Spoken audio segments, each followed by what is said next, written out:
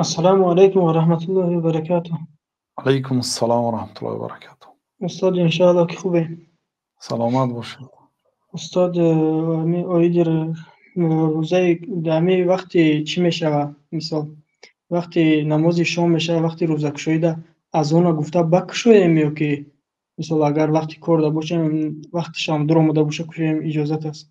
از آن در مسجدها باید گفته شود. اگر شما در مسجد نباشید از آن گفتن برای شما حتمی نیست. در وقت ابتدای در آمدن وقت شما باید یعنی که روزه خود را کشایید.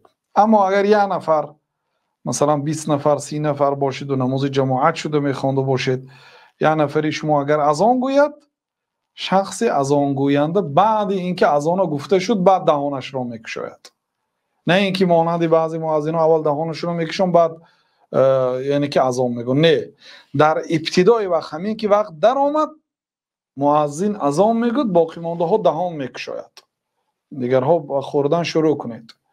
مؤذن بعد لا اله الا الله گفته شدن بعد دهان خود را میکشاید.